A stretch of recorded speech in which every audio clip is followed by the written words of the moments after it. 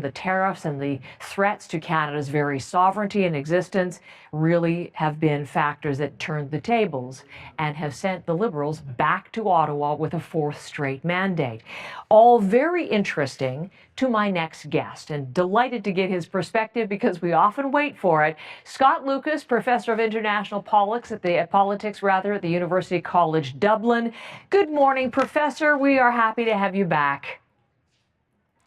Thank you so much for letting me join the party today. Well, listen, I gave that preamble because that was the storyline that really captured many people in the world. This is a Canadian political story, of course, but it's gone beyond that. It is a remarkable political story to anyone like you who is a student of politics. What do you make of the outcome?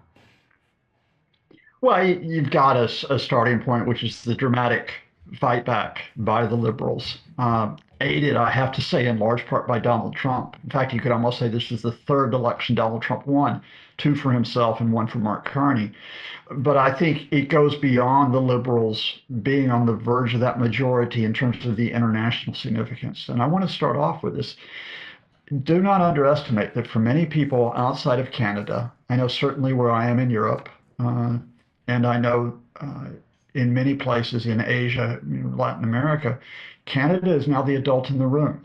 It is no longer the United States, at least the Trump administration, that if you're looking for stability, if you're looking for the idea of a constructive alliance, a constructive relationship, you go to Ottawa now rather than going to Washington. That's so interesting because, you might not have heard, sorry, just to interject, in his victory speech, part of what he said was, obviously, they have to have some relationship with the United States, but that Canada will look for reliable partners in Europe and Asia. And if the U.S. does not want to lead, then Canada will lead. He made that reference directly, Professor, last night.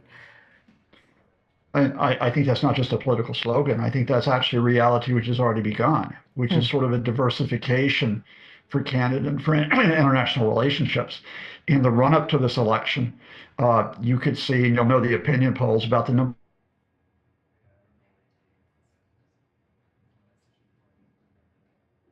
just pause with who the European Union reality economically and financially. We just lost your audio just for a minute. That's not happened before, Professor. Sorry about that. But pick up in terms of the international significance. I was struck by the fact that there was Germany's election, and now there's been Canada's election. And Donald Trump and his threats and his upending of relationships, he has figured in both of them, and both have been a repudiation to a certain degree of Donald Trump. So how do you see the international significance here, or how the global community will interpret this? It's really interesting how they're in a wider sense, even beyond Trump, that for many years, I think the media have been saying, oh, well, it's now social media. It's now especially right-wing politics that is in the ascendant. And I never actually thought that was true. I think you have a very mixed position across Europe. You've got center-left governments in places like Scandinavia, for example, in places like Portugal. But I think what has happened is that you've seen the flip side of social media here, that far from it bolstering right-wing movements, that when you have someone represented in particular by Donald Trump, who actually used that to try to destabilize countries, to try to, in effect, break them up. And in the case of Donald Trump trying to take over Canada, people react to that. And they react to that not in terms of a left versus right issue, or in this case, even a liberal versus conservative issue. They react to it in terms of what they feel in terms of being a citizen of their country, a sense of nationalism. And I think that idea of a constructive nationalism, I think that's important for Canada, and I think it's going to be important for other countries to pick up on as well. Dare I say it, with my former home in the UK, where you've had a much more destructive period in politics in recent years, that you can be constructive, you can work with Europe, you can work with other countries. You don't have to descend into this us versus them politics. So interesting. So a lesson maybe for left of center, both leaders and parties, as they look to the Canadian result. I'm going to play just a little bit of tape for you, Professor, because Mark Carney obviously had to address Donald Trump and dealing with Donald Trump in the United States in his victory speech. This is one of the things that he said, and then we'll discuss it on the other side.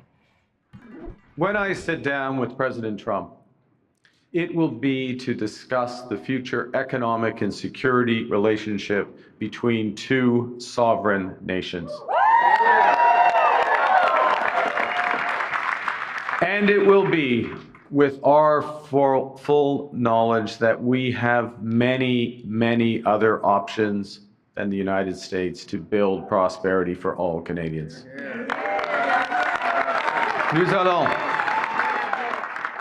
Nous allons renforcer nos relations avec des partenaires We will fiables strengthen our en relations Europe, with en reliable Asie et partners ailleurs. in Europe, Et si les Asia, and États-Unis elsewhere. ne veulent And if plus the United jouer States un rôle de premier plan no longer dans wants to l'économie be in the mondiale, forefront le Canada of the ne global le fera economy, pas. Canada will.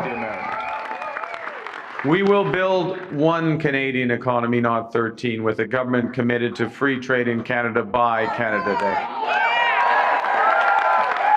The point is that we can give ourselves far more than the Americans can ever take away.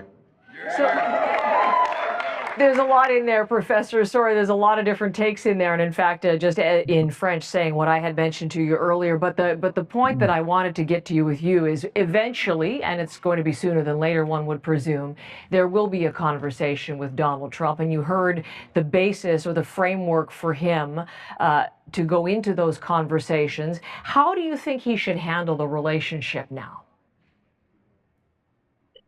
Oh, Donald Trump or Mark Carney. Yeah, I mean, Mr. Trump is going to do what Mr. Trump does, and I think what Mark Carney is doing, and I speak of this, by the way, with great respect for Mark Carney in terms of what he did for the Bank of England, is first of all, you go in there in terms of competence, in terms of knowing the issues, in terms of what's knowing at stake, and in terms of talking about what is possible with a win-win relationship. That Canada does not want an economic war with the United States. It doesn't want a political war with the United States. It wants a cooperative relationship, and I'm sure he'll project that. But at the same time, if Donald Trump is not willing to accept that offer of cooperation, if Donald Trump insists that Canada has to bow down to him and become part of his wannabe empire, then Canadians will not accept that. Mark Carney will not accept it. The Liberal Party will not accept it. Many Canadians from other parties will not accept it. And no amount of white noise from Donald Trump and threats is going to do that. In other words, you extend the hand of friendship, but if that hand of friendship is not reciprocated by Donald Trump, then it is, to take the phrase that I've learned from Canada in the last few months, elbows up. It reached you there. In Ireland, did it? Elbows up all the way to Professor Lucas. Listen, thank you so much. I always appreciate your perspective. Scott Lucas from University College Dublin.